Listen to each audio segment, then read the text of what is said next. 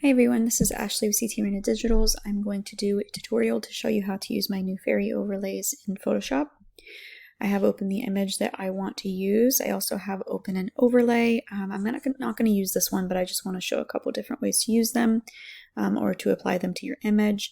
So if you open up one of your overlays in Photoshop and you just select all and just use the copy and paste method into your photo here.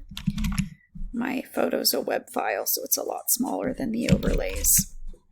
I'm just going to resize here, and then the most important part is just change that blending mode. It's on normal right now to screen to achieve that transparency there. I'm going to check OK, and now I don't want to actually use this fairy specifically. I want to show a different way that you can quickly switch between them, and that's just using, you can go up to File and Place Embedded, and navigate to the folder wherever your overlays are saved. Or if you already have one open in here, you can just right click and convert to Smart Object. And then I right click again, and I'm going to replace contents, and then navigate to your folder again. And so I have a bunch of different fairies in here of all different colors. You do not have to keep the fairies this color. That I just wanted to have a little bit of versatility in here for those of you that just wanted something quick in a different color, but you can change any of them. So pick the one that you like the most and then do the color from there. For this image, I am going to want to use gold, and the one I want to use is already in gold. So I'm going to go ahead and select it. And then resize. So this one has a reflection for the floor. So I'm actually going to bring that down to meet the floor, and then I'm going to resize her from there. I kind of want it to be as if she's holding her hand there. And then I'm going to lower the opacity a little bit on that because I don't want it to be so bright. And now if I wanted to switch between to see what different ones looked like, I could right click and replace contents again. And then if you click a different one, it's going to go ahead and replace that for you. And I actually think I like that one a little bit better. So I'm going to keep that one.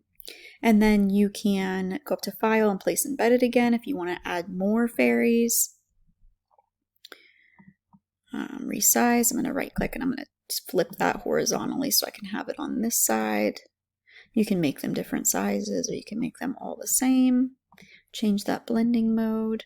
Okay, so if you want to change the color, so this one's a little bit more saturated than this one, you can add as many adjustment layers as you need to these.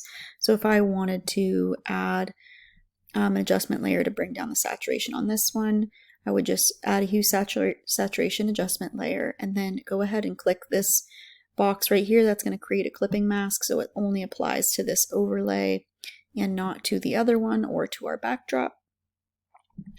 Okay, and then if I wanted to completely change the color, you can, if it already has color to it, you can just use the hue slider. But since it's kind of like a gold whitish color, I'm going to click the colorize button here, and that's going to change it to, it's going to change it to a color option instead of just that white. And then I'm going to up the saturation a little bit, and then you can just slide your hue slider until it is a color that you want it to be, and you can make it as saturated as you want. You can make it, you have a lot of versatility within these. Excuse me. So I'm going to delete this layer real quick. I'm going to right click and replace contents, and I'm going to pick a color one here. Just click the purple. I'm going to go ahead and flip it.